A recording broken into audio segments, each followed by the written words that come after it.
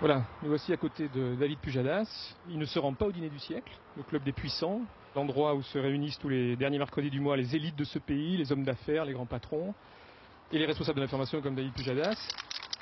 Ah, apparemment... Bonsoir Monsieur Pujadas, j'ai l'honneur de vous remettre cette laisse d'or en récompense de votre statut de journaliste le plus servile de France. Vous êtes le roi des laquais. Oh non, vous êtes le roi des laquais.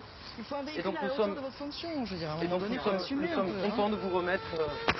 C'est un... Alors, non, le scooter c'est Prado là. à l'origine, un laquais, c'est un valet qui portait une livrée, c'est-à-dire un uniforme aux couleurs ou aux armes de son maître. C'est un mot qui est apparu dans la langue française au XVe siècle, qui est devenu très péjoratif,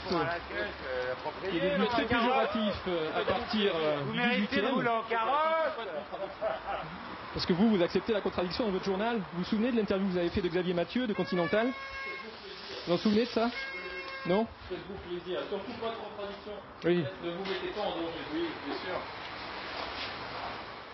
Donc un laquais, c'était un valet portant une livrée, c'est-à-dire un uniforme aux couleurs, aux armes de son maître. C'est un mot qui est apparu dans la langue française au XVe siècle, qui est devenu très péjoratif au XVIIIe. Il est bloqué dans le sas là. Il vous ouvre pas? Non. Ah. Donc, ouais. Et donc l'expression mentir comme un laquais, c'est une expression qui est apparue au XVIIIe siècle, et aujourd'hui laquais désigne une personne servile qui se rend par exemple ventre à terre au dîner du siècle, comme David Pujadas. Bien sûr, faites-vous plaisir.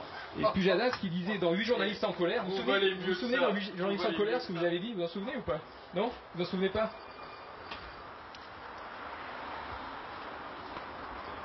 Ah, il est pas beau comme ça? Cadeau. D'accord. Ah, il est très joli. C'est vraiment bon quoi.